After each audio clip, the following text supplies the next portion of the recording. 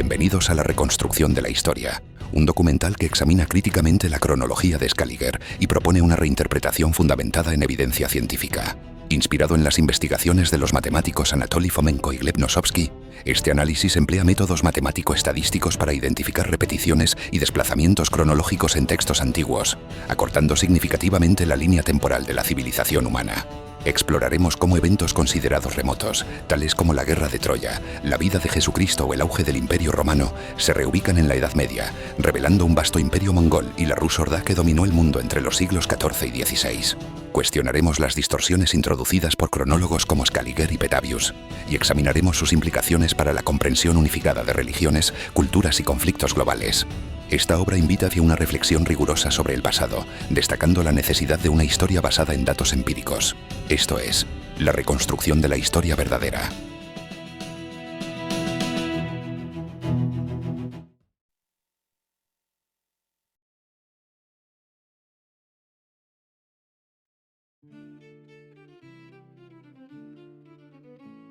A muchos nos gusta viajar. Durante los viajes solemos ver palacios y castillos, templos y monasterios, fortalezas antiguas y medievales, ruinas de ciudades, visitamos museos. Al observar las exposiciones de los museos, afloran en nuestra memoria conocimientos a menudo fragmentarios, adquiridos durante las clases de historia. A veces recordamos algo que hemos visto en programas de televisión o en películas, o que hemos leído en libros y revistas. Esta es la espada de Alejandro Magno. Bien, ¿cuándo vivió este formidable gobernante? Al parecer, en el siglo IV a.C. Fue un hombre poderoso. Conquistó Grecia, Persia y casi toda la India. Hablemos de los etruscos. ¿Qué decía al respecto la profesora de historia? Al parecer, se trata de un pueblo enigmático que apareció en Italia no se sabe de dónde. Además, se decía que, al parecer, nadie podía descifrar sus inscripciones. Vasijas antiguas talladas en la dura roca diorita. Hace varios miles de años ya sabían hacer bien las cosas. Incluso hoy debe de ser difícil hacerlas. Pero en aquel entonces era, al parecer, la edad del bronce. Asombroso.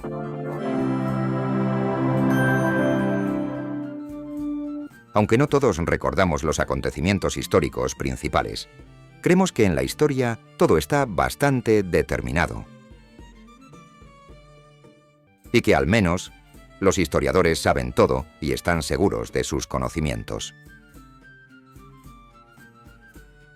Los visitantes de los museos no conciben que en los almacenes se guardan cientos e incluso miles de piezas que no se exponen a la vista de todo el mundo porque contradicen la imagen formada de la historia.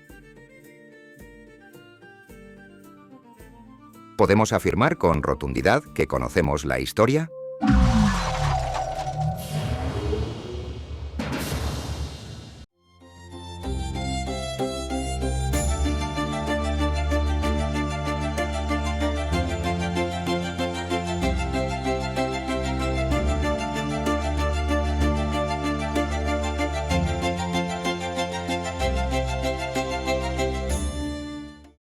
Todos estamos literalmente llenos de información histórica.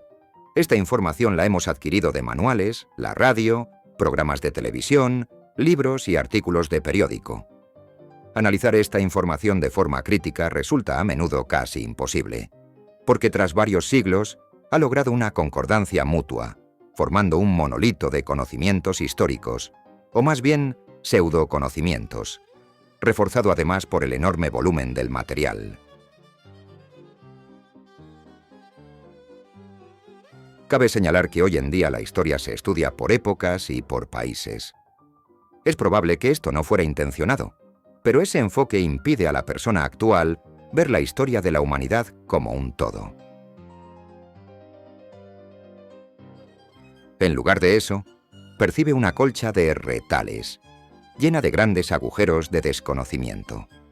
Por eso debemos confiar en las autoridades, pero ¿realmente creemos a las autoridades pertinentes? ¿Están en lo cierto en todo?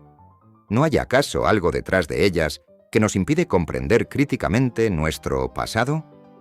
Resulta que existen métodos para comprobar la veracidad de determinadas afirmaciones de la ciencia histórica. La capacidad para hacerlo no la tienen los historiadores, sino otros especialistas distintos, los matemáticos.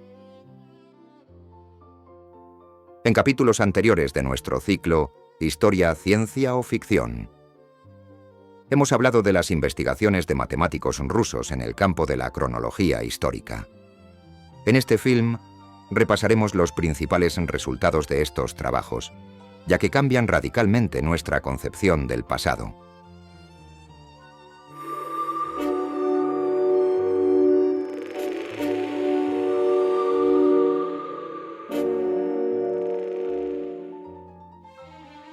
Como resultado de muchos años de trabajo, un grupo de matemáticos de la Universidad Estatal de Moscú creó varios métodos matemático-estadísticos nuevos para analizar textos históricos.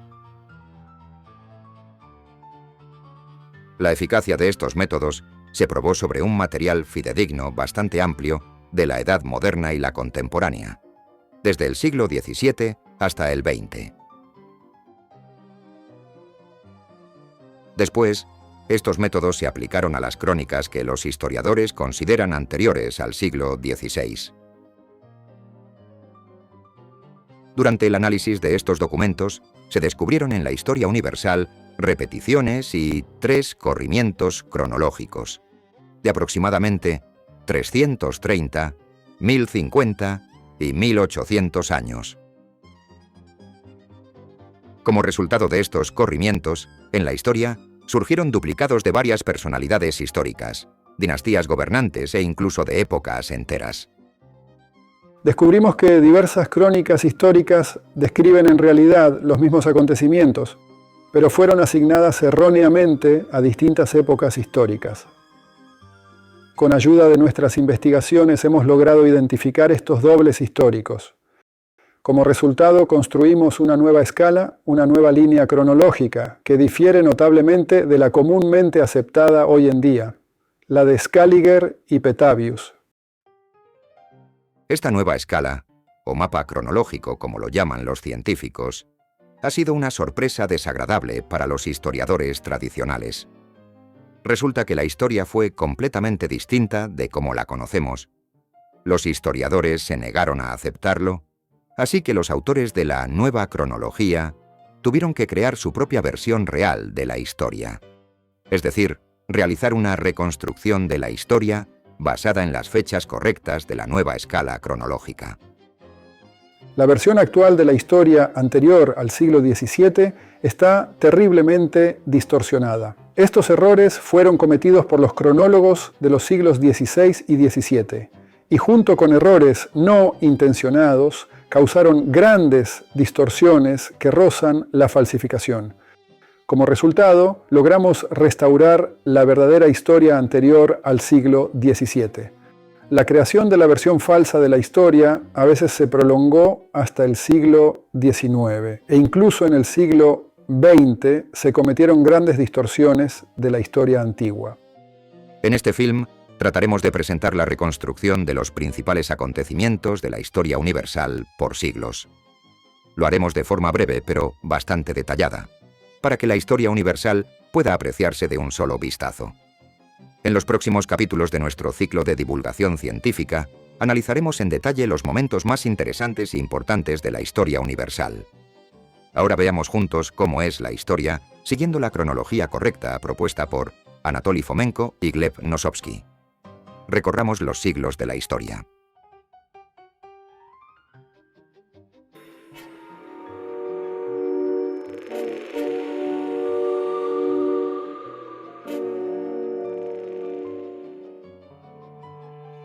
De los acontecimientos anteriores al oficial siglo XI de nuestra era, no nos ha llegado ninguna fuente escrita. Probablemente en aquel tiempo aún no existía la escritura. Esta apareció solo en los siglos X y XI oficiales. La época anterior al supuesto siglo XI debe considerarse como prehistórica, en los albores de la civilización. Probablemente en aquel tiempo las personas aún no sabían construir nada significativo, y mucho menos edificios, por lo que vivían en cuevas o cabañas. Hasta nuestros días, Solo se han conservado primitivas herramientas prehistóricas de estas personas. Fragmentos de cerámica, huesos, útiles de sílex, cuchillos, puntas de flechas y lanzas de piedra, y adornos rudimentarios hechos con huesos de mamut o dientes de depredadores. Hoy en día todo esto se expone en museos, en salas dedicadas al hombre prehistórico, que supuestamente vivió muchos siglos e incluso milenios antes de nuestra era. Pero a pesar de la falta de fuentes escritas, los libros de texto actuales ofrecen muchos detalles sobre la vida de las personas antes del siglo X. Los libros hablan de los legendarios sumerios, de las antiquísimas civilizaciones de Mesopotamia y América, de la espléndida cultura egipcia en tiempos de los faraones. Se describe con todo detalle el reino y la guerra de Troya supuestamente del siglo XIII antes de nuestra era. La ilustrada China antigua, la gran Roma clásica, la misteriosa India, las antiguas Asiria, Siria y Persia, así como los reinos bíblicos de Israel y Judá. Y, según nos dicen hoy en día, todo eso existió en una época anterior al siglo X de nuestra era. No es verdad. Todo eso existió realmente, pero después del siglo X de nuestra era, es decir, en el último milenio de nuestra historia. Resulta que la historia escrita real es considerablemente más corta.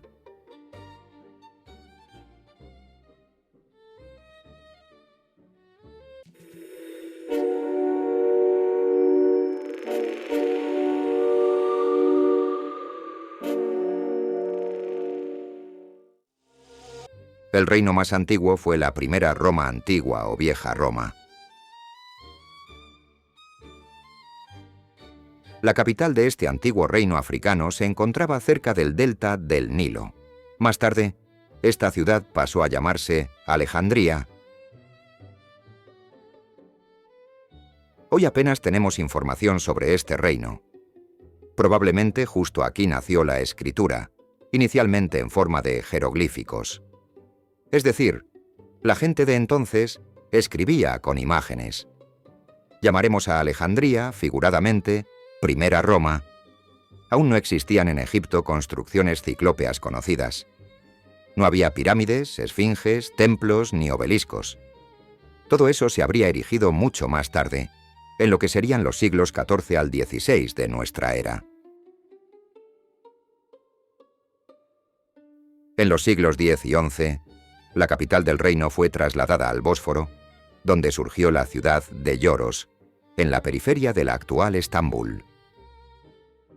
La llamaremos figuradamente Segunda Roma, que también fue la evangélica Jerusalén, la antigua Troya, la Constantinopla medieval y el Zargrado medieval, y es también la actual ciudad turca de Estambul. Cabe destacar la posición estratégica de esta ciudad y sus potentes fortificaciones militares, cuyos restos significativos se han conservado hasta hoy.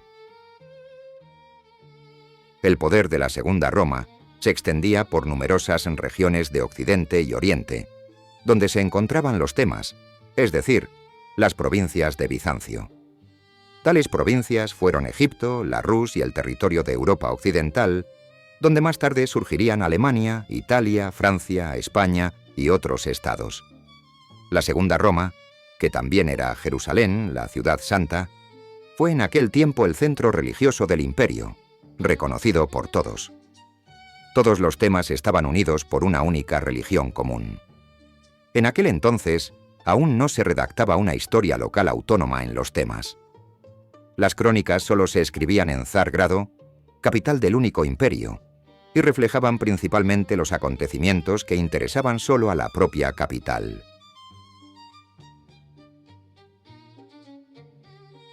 En el siglo XII, en esta nueva Roma, ocurrieron hechos importantes que más tarde fueron descritos en los Evangelios.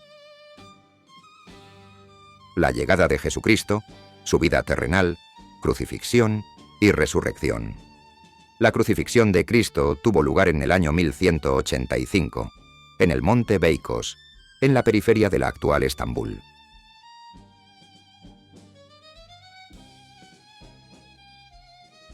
En la época de Cristo, es decir, en el siglo XII, la Rus adoptó el cristianismo de forma rápida y total, y no pasados 1000 años, como afirma la historia scaligeriana. Para adorar a Cristo vinieron el zar Vladimir, es decir, el que domina o gobierna el mundo, su madre, la zarina Malka, y su principal jefe militar, el atamán. En los evangelios se les llama tres magos, y los conocemos como Baltasar, Melchor y Gaspar. En su honor se construyó la enorme catedral de Colonia, donde se colocó el famoso sarcófago relicario. De este modo, los acontecimientos descritos en los evangelios ocurrieron cerca de Constantinopla, en la ciudad de Yoros, en la orilla oriental del Bósforo. La ciudad que hoy llamamos Jerusalén, en la actual Palestina, fue en realidad edificada en un terreno desértico de Oriente Próximo, en la pequeña población árabe de Al-Quds, no antes del siglo XVIII, o incluso en el XIX, declarándola centro de adoración. Pero no guarda relación alguna con los acontecimientos evangélicos.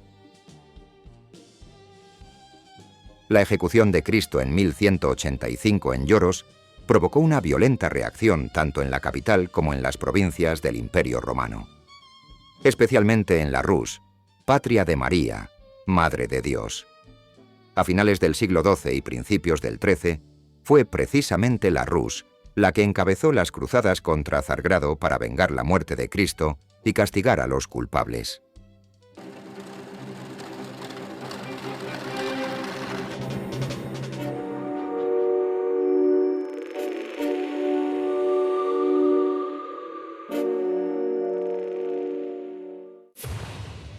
En 1204, durante la cruzada, Zargrado fue tomada. La ciudad fue saqueada y quemada por los cruzados, es decir, por los cosacos de la Horda y sus aliados, quienes también son los antiguos aqueos griegos descritos por Homero en la Ilíada. Los aqueos estaban encabezados por el antiguo Aquiles, quien también fue Sviatoslav, príncipe de la Rus Horda. Este acontecimiento pasó a la historia como la legendaria Guerra de Troya, también reflejada en documentos bajo los nombres de Guerra Tarquinia y Guerra Gótica. En la historia scaligeriana de la Edad Media, esta misma guerra se conoce bajo el nombre colectivo de Cruzadas del siglo XIII. La toma de Constantinopla en 1204 y su posterior reconquista en 1261. En esencia, la Guerra de Troya fue una serie de diferentes guerras sangrientas. La historia actual atribuye a las cruzadas un gran significado. En nuestra reconstrucción, su papel es aún mayor. La Gran Guerra de Troya del siglo XIII de nuestra era fue la primera guerra mundial del medievo. Fue una guerra entre Oriente y Occidente que determinó el desarrollo de la historia universal por muchos siglos. Con la caída de Zargrado Jerusalén a principios del siglo XIII de nuestra era, el Imperio Romano cayó en una tumultuosa inestabilidad. Comienza un éxodo poblacional y, al mismo tiempo, la irrupción de diversas agrupaciones orientales en la región capital de un imperio en desmoronamiento. Estas se asentaron en distintas regiones de Europa y Asia. Los representantes de la dinastía imperial de Bizancio también huyeron de la capital hacia las distintas provincias del imperio. Algunos de ellos no aceptaron la pérdida del poder supremo e iniciaron una lucha por el dominio mundial. Según la concepción de los emperadores romanos, con un claro fundamento religioso, su linaje imperial tenía pleno derecho a dominar todo el mundo. Incluidas no solo las tierras ya conocidas, sino también las que se descubrieran en el futuro. Consideraban este derecho un antiguo legado sagrado que les pertenecía por herencia, que les había sido arrebatado ilegalmente por razones temporales y que era necesario recuperar.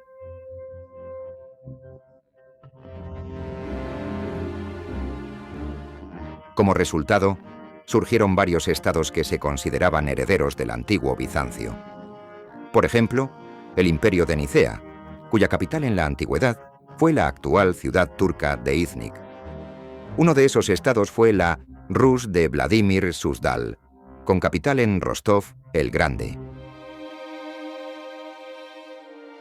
Los zares de Vladimir Suzdal, en aquel entonces de Rostov, fueron representantes de la dinastía romana expulsada de Cárgrado durante la caída de Bizancio a principios del siglo XIII. Ellos iniciaron una lucha por restaurar el imperio, al igual que otros miembros de la dinastía. Pero solo ellos lograron crear, en parte por medios bélicos y en parte pacíficos, un potente estado multiétnico que abarcó la región del Volga y la costa norte del Mar Negro. Hacia finales del siglo XIII, en la Rus surge un fuerte poder imperial, basado en las enormes riquezas y recursos naturales del país, así como en su fuerte y numeroso ejército, la Orda, cuya columna vertebral eran las huestes de caballería, los cosacos. Así surgió en la Rus de Vladimir Suzdal la metrópoli del nuevo imperio, heredero del anterior, el romano. Se trataba de la Rus Orda, o Gran Imperio Mongol.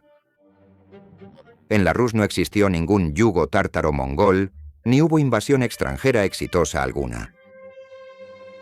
Lo que hoy se presenta como el avasallamiento tártaro-mongol de la Rus fue en realidad la unificación de los principados rusos y el fortalecimiento del poder del zar en el país. En 1261, el gobernante de Nicea tomó al asalto Cárgrado con la ayuda de las huestes aliadas de la Rus de Vladimir Suzdal. Comenzó la gran invasión mongola desde el este, desde la Rus de Vladimir Suzdal hacia Occidente. Esta invasión determinó el resultado de la guerra de Troya.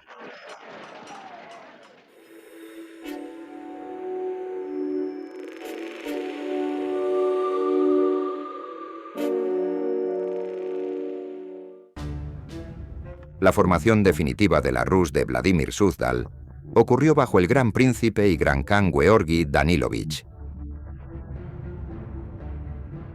Hoy se le conoce también como Genghis Khan o Gurján en fuentes no rusas. Las fuerzas armadas del Estado se llamaban Orda, que en la antigua lengua rusa significaba gran agrupamiento de tropas, una hueste. Con la palabra Orda también se llamaba a las fuerzas armadas en sí. Gracias a sus ilimitadas reservas de caballos en la franja esteparia, el Estado pudo formar una enorme hueste de caballería. Como los caballos necesitaban pasto, la hueste era necesariamente nómada.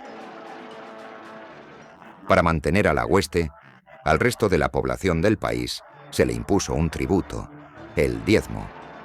A la cabeza del Estado estaba el zar, con poder ilimitado, un autócrata. La región capital del Estado era la Rus de Vladimir Suzdal. En aquel tiempo se llamaba Novgorod el Grande, y con ese célebre nombre pasó a las crónicas. El centro administrativo era la ciudad de Yaroslavl, mencionada en las crónicas como la corte de Yaroslav de Novgorod el Grande. Los cuarteles generales fortificados del imperio estuvieron situados en distintos momentos en diversas ciudades. En Rostov el Grande, Kostromá, Vladimir, Suzdal y otras tantas ciudades. Hoy conocemos este conjunto de antiguas ciudades rusas como el Anillo de Oro de Rusia.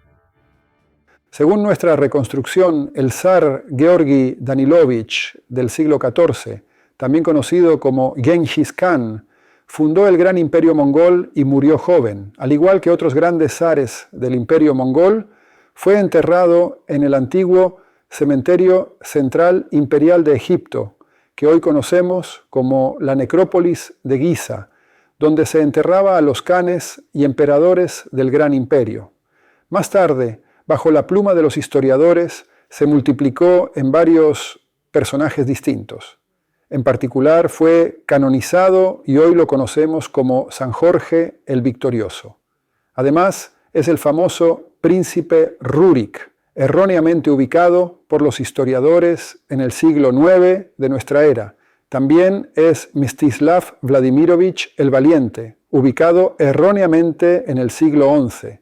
Georgi Vsevolodovich, atribuido al siglo XIII, y Genghis Khan, igualmente asignado al siglo XIII de manera incorrecta.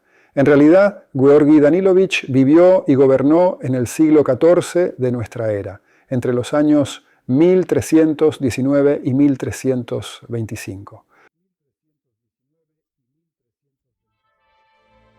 Hacia finales de la primera mitad del siglo XIV, durante el gobierno de Iván Danilovich Kalita, la Rus Ordá comenzó a dominar y colonizar Eurasia, dirigiendo sus huestes hacia el oeste. Las huestes de caballería rusas irrumpieron en Europa con un frente amplio. Como consecuencia, una parte significativa de Europa occidental fue colonizada.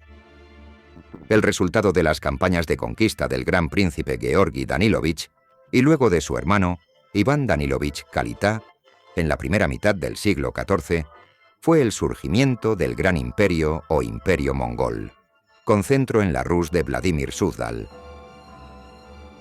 En Rusia se usa el término zarato ruso, mientras que en Europa occidental se denomina Imperio Mongol, al mismo estado.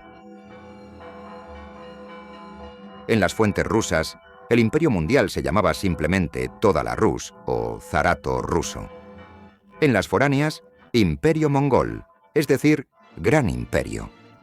En el siglo XIV, Iván Kalita, que gobernó el imperio desde 1328 hasta 1340, fundó Roma y el Vaticano en Italia como centro del poder secular y religioso en Europa occidental, y también la institución de los papas de Roma. Iván Kalita fue al mismo tiempo zar y sumo sacerdote, un califa. En Occidente dejó un importante legado con el tiempo envuelto en leyendas y mitos. Por ejemplo, el rey sacerdote medieval Preste Juan. Por error de los cronistas, fue descrito varias veces en las páginas de la historia universal bajo distintos nombres, incluido el de Batú Khan. De este modo, la primera mitad del siglo XIV marca el inicio de la conquista del mundo por parte de la Rus Ordá. Durante los siglos XIV al XVI de nuestra era, el gran imperio mongol extendió su influencia sobre un vasto territorio de Eurasia y América, pero no fue una operación militar como tal, sino más una colonización pacífica de vastos territorios.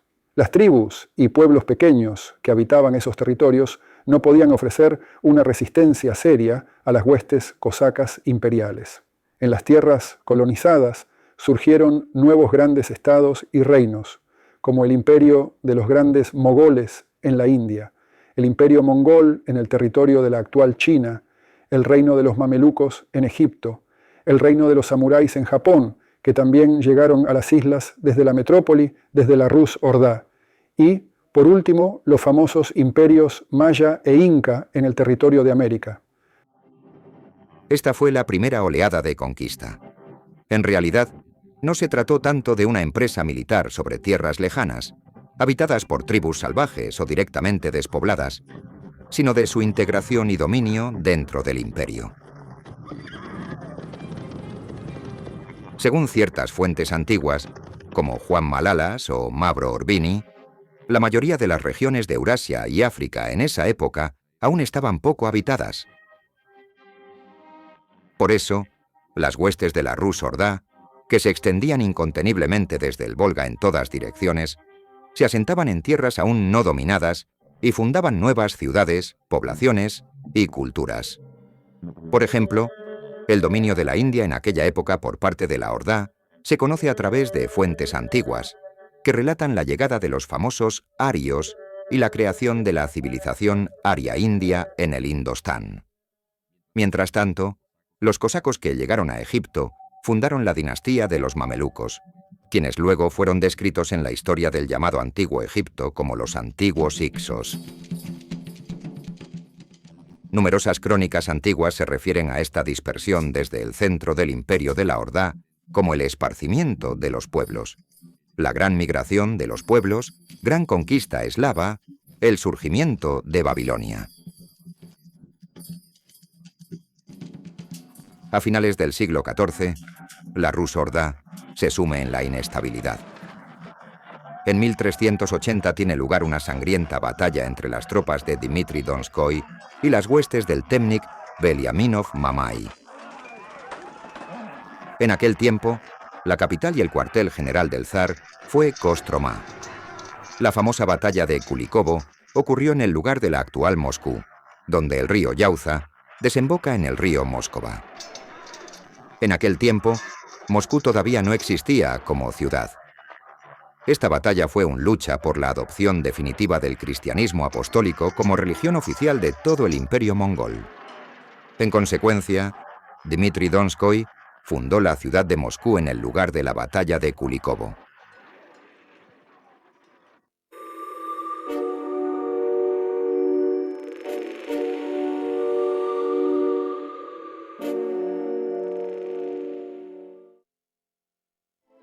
Tras unos 100 años de existencia del imperio de la Rus-Ordá, sus gobernantes se enfrentaron a unos nuevos problemas nunca antes vistos. Como resultado de la construcción del Estado, se desarrolló una red de buenos caminos en amplios territorios. Por las rutas caravaneras en toda Eurasia, comenzaron a propagarse con facilidad las epidemias que a veces estallaban en el sur del imperio. Las enfermedades mortales, como la peste, el cólera y demás, se convirtieron en un precio a pagar por la unificación, bajo un mismo poder, de enormes territorios de Europa, Asia y África. La solución fue crear fronteras administrativas dentro del vasto imperio. Yaroslavl, también conocido como Novgorod el Grande en el Volga, se convirtió en el primer centro de la Rus-Ordá. El segundo centro fue Constantinopla, actual Estambul, en el Bósforo. Se convirtió en la capital de una parte del Estado, el Gran Imperio Otomano. Con ello, Sargrado recuperó el significado previo que tuvo en los siglos XII y XIII de nuestra era. Al mismo tiempo, las autoridades del imperio decidieron realizar una purga de cuarentena de las regiones en las que había estallado la epidemia. En opinión del gobierno central, tales regiones eran las de Europa Occidental y Meridional.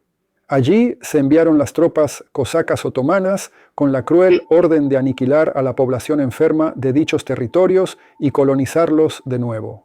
Esta gran operación se conoce con el nombre de Conquista Otomana, descrita también en la Biblia en los libros del Éxodo y de Josué, como la conquista de la tierra prometida.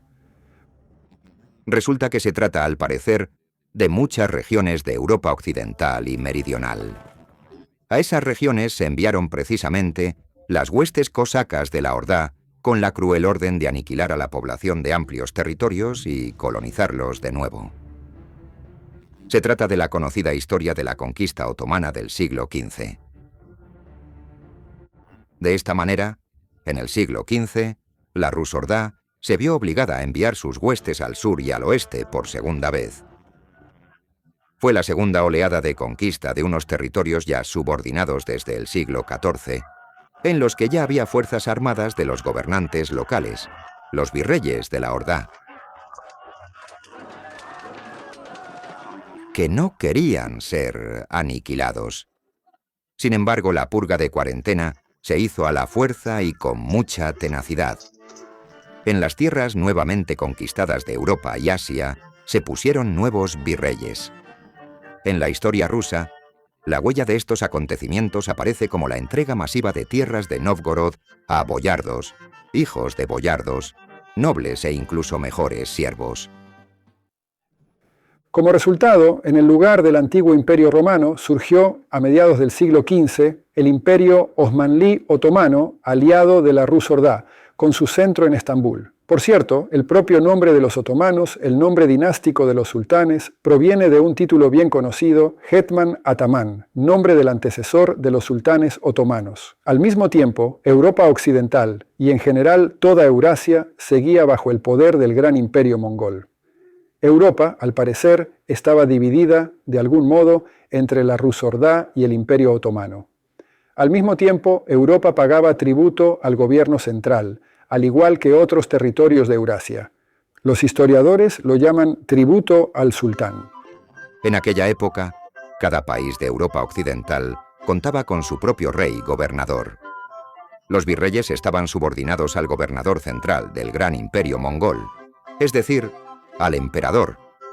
Con la palabra emperador, los europeos occidentales se referían al gran zar Khan de la Rus-Ordá, que gobernaba en el lejano Novgorod el Grande.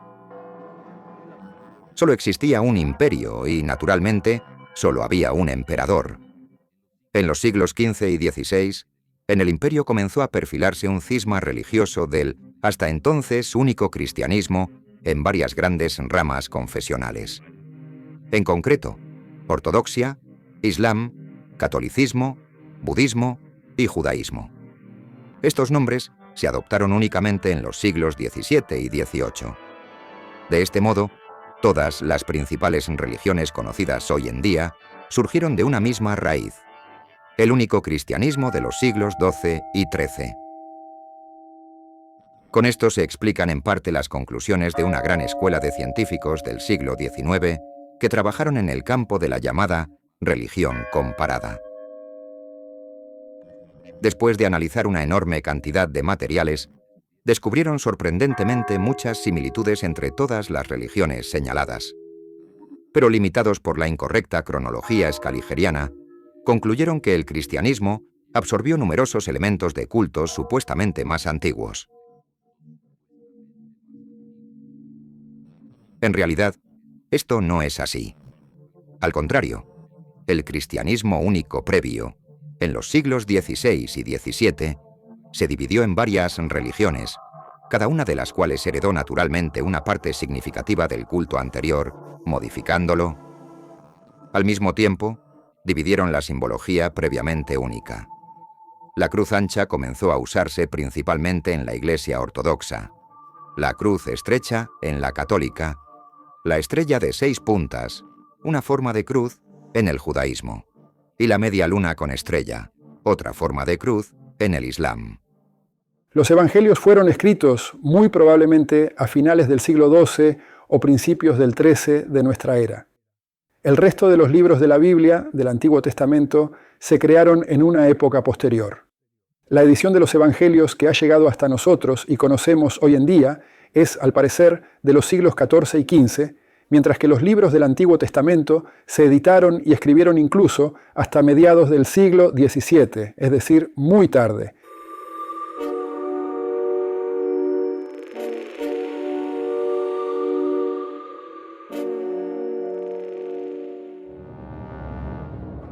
En el siglo XVI, el imperio alcanzó su punto más alto de poder y florecimiento. Su capital, tras Yaroslavl, el Novgorod, el Grande del Volga, pasó a ser Moscú. En lugar de una población pequeña previa, en el territorio de la actual Moscú, comenzó una grandiosa construcción en la que trabajaron los mejores arquitectos provenientes de las más diversas provincias. Al principio, se construyó a cielo abierto la ciudad subterránea. Luego la cubrieron y sobre ella erigieron la ciudad de Moscú. Esta gigantesca construcción causó gran impresión en sus coetáneos y fue descrita en muchas fuentes llamadas antiguas, de los siglos XVI y XVII. Heródoto describe la Moscú del siglo XVI como el laberinto de Egipto. En la Biblia figura como la reconstrucción de Jerusalén. A mediados del siglo XVI, el zarato de Kazán, que también es el famoso Kanato Házaro, se convirtió en el centro de la religión judía. El zar de Kazán, es decir, el Kagán Házaro, y su corte adoptaron el judaísmo. Después de esto, Kazán intentó separarse del imperio. En 1552, el zar Khan Iván el Terrible aplastó cruelmente la rebelión de Kazán. No hay que pensar que el judaísmo medieval házaro o de Kazán y el judaísmo actual son lo mismo. Muchos conceptos actuales tenían en el medievo un sentido completamente distinto. Judío significaba el que alaba a Dios, y en los siglos XV y XVI llamaban Judea al Imperio Otomano, con capital en la evangélica Jerusalén-Estambul. En la época de las diferencias religiosas, cualquier provincia del imperio podía llamarse a sí misma Israel, para subrayar su razón en la disputa religiosa. En primer lugar, La palabra Israel, es decir, el que lucha por Dios, fue el nombre con matices religiosos del Imperio ruso de la Edad Media. En la segunda mitad del siglo XVI, en Europa occidental, estalló una revuelta de virreyes de la Ordá que no deseaban seguir obedeciendo al lejano zar Khan de Nóvgorod el Grande y decidieron gobernarse de forma independiente. Como fundamento ideológico de la rebelión, se eligió el estandarte de la separación religiosa del imperio. Los rebeldes reformistas utilizaron el luteranismo surgido en Occidente como motivo para la separación política del imperio. Tras aplastar la rebelión en Kazán, la Rus Ordá dirigió su mirada hacia el agitado Occidente. Se tomó la decisión de enviar huestes punitivas al lugar. En las fuentes rusas, estos eventos se conocen como el inicio de la Guerra de Livonia. Subrayaremos que aquí, en realidad, Lituania se refiere a toda Europa occidental. Los historiadores luego representaron con malicia el asunto como si solo se aludiera a la pequeña Lituania actual en el Báltico. Pero en realidad el gran imperio en el siglo XVI tenía por objetivo someter toda Europa occidental, y solo después los historiadores comenzaron a representar la campaña punitiva como dirigida no contra toda Europa occidental, sino únicamente contra la pequeña Lituania actual en el Báltico. Comenzaron los preparativos para una gran campaña punitiva contra Europa occidental, pero en ese momento, en la capital del imperio, también estalló un tumulto que se transformó en el terror y la oprichnina. Según nuestras investigaciones, bajo el nombre único de Iván el Terrible, se presentan en realidad 4 zares que gobernaron uno tras otro en la historia rusa. Posteriormente, los historiadores de los Románov los unificaron maliciosamente bajo un único nombre y los denominaron Iván el Terrible. El primer zar fue Iván Vasilievich. Durante su gobierno fue tomada Kazán, pero luego Iván IV enfermó. Se volvió beato y se retiró. Hoy se le conoce como Basilio el Bendito. En su honor, en la Plaza Roja de Moscú, se construyó la grandiosa Catedral de la Intercesión, conocida popularmente como la Catedral de San Basilio. Luego fue zar el joven hijo de Iván el Terrible, Dmitri. En su nombre gobernó durante 10 años el Consejo Selecto, un consejo de tutela encabezado por Adashev. Justo en ese tiempo comenzó la Guerra de Livonia para someter a Alemania, sumida en la rebelión de la Reforma. Tras la trágica muerte del joven zar Dmitri, ascendió al trono su hermano menor, Iván. Con su entronización, comenzaron a gobernar de facto sus familiares por línea materna, los prooccidentales Zagarin Romanov. Fueron precisamente ellos quienes educaron a Iván. Como resultado, durante un tiempo, llegó al poder un grupo de luteranos a los que la Iglesia Ortodoxa rusa llamó judaizantes. Ellos desbarataron la Guerra de Livonia, es decir, la campaña punitiva ya iniciada por la Rus Ordá contra Occidente. En la historia rusa comenzó la época de la oprichnina. Se produjo una gran masacre de la nobleza de la Rus Ordá, incluidos los herederos del trono, así como la destrucción de la antigua capital rusa, Yaroslavl. La famosa oprichnina terminó con la devastación de Moscú en 1572. En ese momento ya se aplastaba a la propia oprichnina. En esencia, fue una derrota del clan de los Zaharín. Después de esto, llegó al poder Simeón Bek Bulatovich, líder de la Zemshina y miembro de la casa reinante. Tomó el nombre real de Iván e intentó continuar la Guerra de Livonia. Pero las fuerzas de la Rus estaban desgastadas por los tumultos y el terror. Según los autores de la nueva cronología, más tarde estos 4 zares se fundieron en una única imagen, la del zar Iván Vasilievich el Terrible. Así pues, a finales del siglo XVI fue derrotada la oprichnina y se restauró el gobierno de la antigua dinastía de la Ordá. Se trataba de una nueva rama dinástica, Simeón Iván, luego su hijo Fiódor Ivanovich, y después Boris Godunov. Sin embargo, ya era demasiado tarde.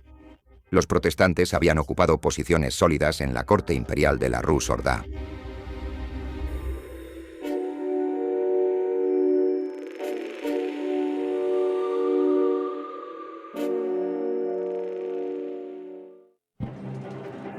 Pronto tuvo lugar un nuevo gran periodo tumultuoso a principios del siglo XVII.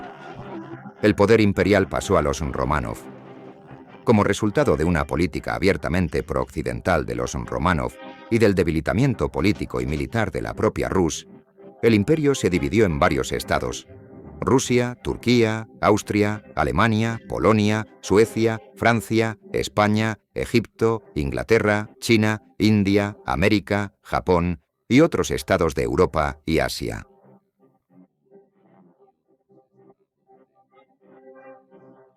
En Europa occidental, los antiguos virreyes mongoles, separados de la metrópoli, entraron en lucha por tierras e influencia.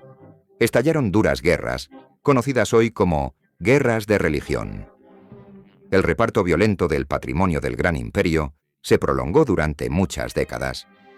Para fundamentar sus derechos sobre el poder conquistado y repartido entre ellos, los usurpadores rebeldes en Europa occidental y los Románov en la Rus se vieron obligados a reescribir la historia del pasado. El Gran Imperio mongol fue borrado de las páginas de las crónicas. Muchos eventos importantes fueron enviados a la lejana antigüedad. Justo con este objetivo, fue creada la falsa cronología scaligeriana, que intencionadamente hacía más antiguas las fechas de muchos eventos de los siglos XIV al XVI, creando una engañosa versión de la historia favorable a sus intereses. Las nuevas autoridades pretendían demostrar su supuesta antigüedad y, en consecuencia, validar también sus inexistentes derechos de sucesión al trono. En las provincias independizadas, los reformistas inventan rápidamente e introducen activamente nuevas lenguas, basándose en el anterior idioma estatal eslavo eclesiástico del imperio y en los dialectos locales. Así surgen, por ejemplo, las lenguas francesa, alemana, española, inglesa, así como el latín antiguo y el griego antiguo. Esto permitió a los rebeldes reformistas levantar barreras lingüísticas entre la población de los estados recién formados. El objetivo era claro: destruir la anterior unidad del imperio. Pero incluso tras su caída, para Europa occidental seguía existiendo el peligro de que la crisis en la Rus pudiera superarse. El éxito de la rebelión de la Reforma aún no se había consolidado y, en gran medida, dependía de los caprichos del zar Románov de Moscú, presunto aliado de Europa occidental. Hoy es un protegido y aliado, pero mañana puede cambiar de opinión. Además, existía también el Imperio Otomano, que no sufrió ninguna destrucción. El foco de la rebelión, Europa occidental, intentó impedir el renacimiento del gran imperio mongol. Probablemente sin fuerzas para lograrlo por vía militar, los políticos de Europa occidental centraron sus esfuerzos en la labor diplomática. El objetivo de Europa fue romper la antigua alianza entre la Rus-Ordá y el Imperio Otomano. Esta tarea se realizó con éxito. Los Románov empezaron a implementar una política que alejaba a la Rus de Turquía. Justo entonces comenzaron las guerras ruso-turcas. Ahora la Rus y Turquía ya no tenían tiempo para Europa occidental, pues se dedicaban a resolver conflictos entre ellas. Durante un tiempo, Europa occidental obtuvo un respiro. El penúltimo intento de la Ordá de recuperar el poder fue la llamada sublevación de Stepán Razín, que en realidad no fue una sublevación, sino una guerra entre dos estados, fragmentos del antiguo imperio. Concretamente el estado de Moscú, donde ya gobernaban los rebeldes boyardos Románov, y el estado meridional de Astracán, donde seguían en el poder los descendientes de la vieja dinastía de la Rus-Ordá. Stepán Timofeyevich Razín fue el comandante de las huestes de la Ordá de Astracán. En esta guerra, los Románov contaron con un considerable respaldo militar de Europa occidental. Sus tropas más fiables, los regimientos de Reitres, estaban formados por mercenarios extranjeros de Europa occidental. La guerra terminó con la derrota de las huestes de la Ordá y la anexión del territorio del estado de Astracán por Moscú. Sin embargo, aún quedaba un enorme estado de la Rus-Ordá, que abarcaba Siberia, el lejano oriente y una parte considerable de América del Norte. Este estado se llamaba Gran Tartaria.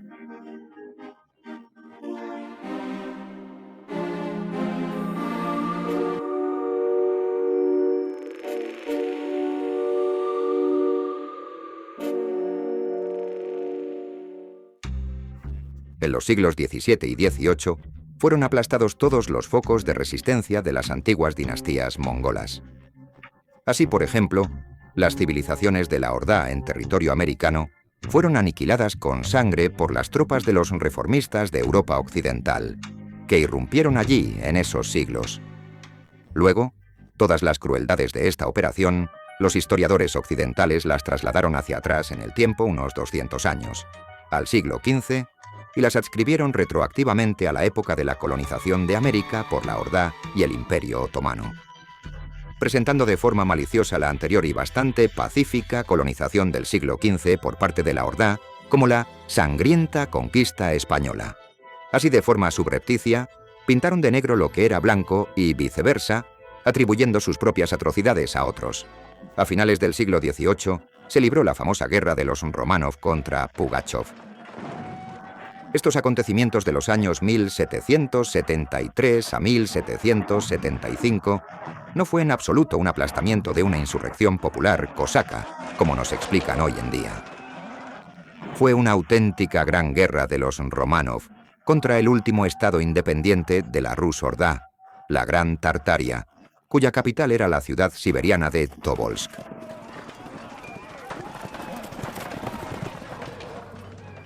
Solo tras ganar la guerra a Pugachov, los Románov obtuvieron por primera vez acceso a Siberia, mientras que los colonos americanos, solo después de esto, obtuvieron por primera vez acceso a la mitad occidental de América del Norte y comenzaron a conquistarla rápidamente. Pero los Románov tampoco estaban inactivos. Al principio lograron arrebatar Alaska, pero al final no consiguieron retenerla. Como resultado de la victoria sobre la Gran Tartaria, sobre los fragmentos del Imperio de la Ordá en América, surgieron los Estados Unidos de América. El reparto definitivo del imperio concluyó ya en el siglo XIX. Este banquete de los vencedores fue borrado sin dejar rastro de los libros de texto de historia. Incluso en el siglo XVIII, el gobierno de los Románov seguía siendo, en muchos sentidos, una ocupación de Rusia por parte de extranjeros.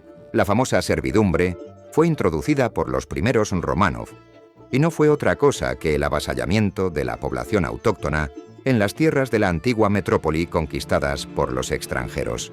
Fueron destruidas tradiciones y costumbres centenarias del pueblo ruso. Se intentó llevar a cabo una profunda reforma eclesiástica, que afortunadamente fracasó, provocando únicamente un cisma y no una división de la Iglesia Ortodoxa rusa. Y solo muchos años después, ya cerca del final de su gobierno, los Románov cambiaron. De algún modo mutaron bajo la influencia de numerosos factores de la vida rusa y se convirtieron en zares de espíritu ruso. La Rusia ocupada por los europeos occidentales en el siglo XVII digirió en gran medida el régimen inicial europeo occidental impuesto por los Románov.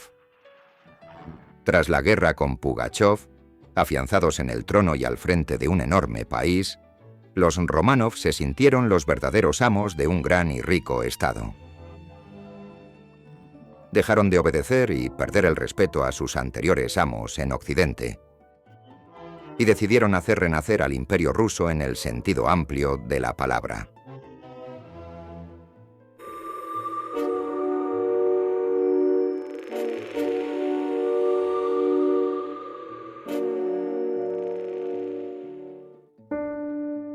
Una persona que escucha por primera vez sobre la nueva cronología de Fomenko y Nosovsky lo tiene complicado. Entender el quid de la cuestión en historia es bastante difícil, sin contar que el volumen de información a asimilar es enorme.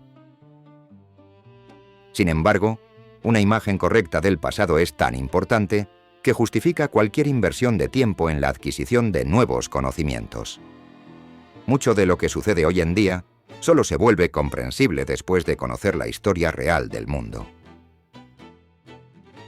Es comprensible que el novato que intente profundizar en todo esto lo tenga difícil. Algunos incluso podrían sufrir una conmoción al descubrir nuestra versión, tan distinta de la historia oficialmente aceptada. Sin embargo, estamos convencidos de que quien analice con atención, conozca los hechos y comprenda la lógica de nuestra investigación, aceptará muy pronto nuestro punto de vista. En la historia ha madurado una revolución, análoga a las ocurridas en las ciencias naturales. La humanidad no puede permitirse permanecer indefinidamente en el mismo punto, especialmente cuando ya existen premisas reales para revisar los dogmas establecidos. El cambio en nuestra concepción del pasado es inevitable e imprescindible, ya que una correcta cronología de la historia influye en muchos ámbitos, yace inconscientemente en la base de muchos conocimientos. En la climatología, los pronósticos sísmicos, la evolución de las poblaciones, la sociología, la lingüística, la culturología, la psicología y muchos otros campos.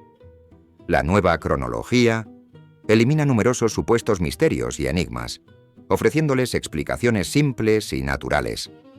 La cronología EMDA e historia anteriores al siglo XVIII de nuestra era están en la base de muchas concepciones políticas y consideraciones contemporáneas. Por ejemplo, todas las disputas territoriales se fundamentan de facto en quién habitó primero una tierra u otra. Estos conflictos y disputas hunden sus raíces en la cronología. Si se modifica la cronología, también cambiarán las pretensiones territoriales.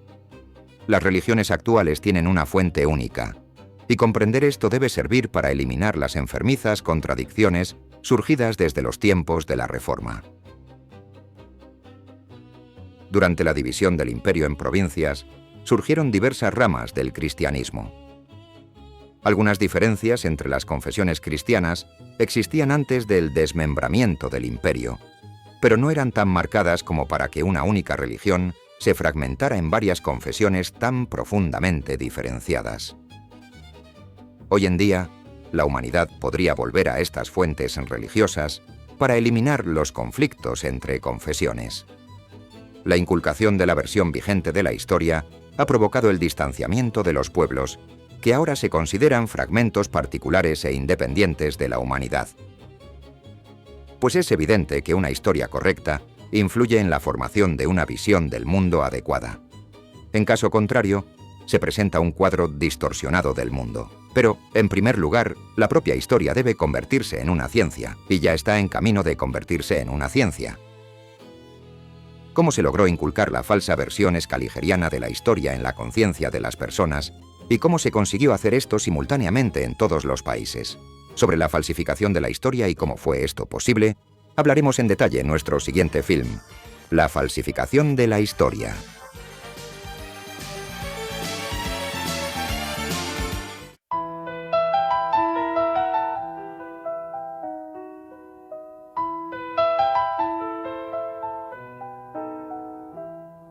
Desde el delta del Nilo hasta el horizonte del Bósforo voy con mapas prohibidos que iluminan lo borroso. Esto no es leyenda urbana ni romance de archivo, es la nueva cronología que devuelve lo perdido. Siglos como capítulos que alguien desordenó, imperios y ciudades que la mentira separó. Si lo escribo en mi cuaderno es para que lo escuche el barrio. La historia es más corta y un imperio fue su esfera. Siglo X, primera Roma, surge en tierras del desierto. Egipto como cuna, Alejandría en el centro. No hay columnas ni catedrales que recen a lo alto, solo escritura balbuciante con pergaminos de asfalto. Un imperio que germina como semilla discreta. Antes que la piedra grande, la palabra es la receta. El delta como arteria, barcos como hormigas, el germen de una corona que aún no se liga. En el 11 y el 12, la brújula se desplaza. Al Bósforo, la capital, la muralla se abraza. Segunda Roma, Jerusalén, Troya y Zargrado. Nombres distintos para un centro unificado. Temas y provincias, Egipto, Rusia, Italia y España. Alemania, Francia, todo en la misma hazaña. Cristo camina en el 12, año 1185. Monte Beicos cruza el viento, cielo gris y laberinto. La Rus se bautiza sin siglos de espera. Los tres magos son Vladimir, Malca y un atamán de bandera. En Colonia están tallados relicario y vitral. La Jerusalén de Palestina es montaje colonial. Siglo XIII, 1204 es fuego en Zargrado. Cosacos de la Horda, aqueos de un pasado. Cruzadas de venganza, guerra de Troya real. No hay separación entre mito y medieval. Caído Bizancio, las dinastías se dispersan. Nicea, Rostov y el Volga se fortalecen y piensan. Georgi Danilovich, Gengis Khan para otros. Une la estepa y la Rus Indus, rompe yugos y potros. No hay yugo tártaro mongol en esta historia, es unificación interna con ejército y gloria. Siglo XIV, gran imperio mongol levanta su estandarte. Vladimir Suzdal es el núcleo que reparte Yaroslavl, Rostov, Suzdal y Kostromá. Occidente como provincia que rinde su lealtad. Madrid, Londres, París, Varsovia bajo hueste. Ordaz significa fuerza que nunca se desgaste. El mapa se extiende como tinta sobre el lienzo, sin frontera que resista, ni muro en el comienzo. En el 15, el imperio cruza mares con calma. Novgorod y Estambul, dos latidos en el alma. América recibe barcos rusos y otomanos, no con pólvora ni sangre, sino pactos en las manos. Pirámides en Egipto como tumbas de zares, no de faraones viejos, sino de reyes actuales. En la fe surgen fisuras, herejías que dividen, nuevos credos que germinan donde viejas leyes ceden. Siglo XVI, reforma y truenos doctrinales. Lutero clava su voz en los portales. Kazán como centro judío, rebelión aplastada por un Iván que no es uno sino cuatro en la jugada. Oprichnina como látigo de corte prooccidental. Guerra de Livonia con Europa en general. Judea medieval es el imperio otomano vivo. Israel como nombre del imperio ruso altivo. En el 17 gran tumulto y traición. Los romanos suben al trono, dividen la nación. Guerras religiosas en Occidente encendidas. Falsifican la historia alargando las partidas. Lenguas nuevas como máscaras del eslavo eclesiástico. Francés-alemán, disfraz lingüístico. Rota la alianza ruso-otomana, guerra en el mar. Racing se levanta contra Astrakán pero no logra ganar. Siglo XVIII, el telón cae sobre Gran Tartaria. Siberia y América pierden su guardia. Pugachov en Tobolsk, derrota que sangra. Rusia toma Alaska pero el tiempo la desangra. Estados Unidos nace como fruto separado. Los romanos imponen cadenas y cisma forzado. Intentos de renacer el viejo imperio no cuajan. La cronología scaligeriana, los datos se encuadran. Es la historia comprimida, no un cuento inventado. Un imperio euroasiático que todo lo ha abrazado. Si aplicas la ciencia como Galileo en su día, la historia se convierte en exacta geometría. No hay frontera ni disputa si el origen es hermano. Todas las confesiones beben del mismo grano. Un pasado compartido derriba murallas viejas y la unidad humana reconstruye sus piezas. Conclusión, lo que creías lejano es más cercano. Las cruzadas y Troya laten en un mismo plano. Las pirámides de Egipto en el medievo fueron alzadas. Revelan un pasado común que la historia enmascaraba. Con tu apoyo, podemos seguir traduciendo y doblando al español documentales sobre la nueva cronología, haciendo accesibles estas ideas a más personas de habla hispana. Tu contribución nos ayuda a mantener este proyecto en marcha y a seguir difundiendo una visión alternativa de la historia. Colabora con criptomonedas y sé parte de este esfuerzo.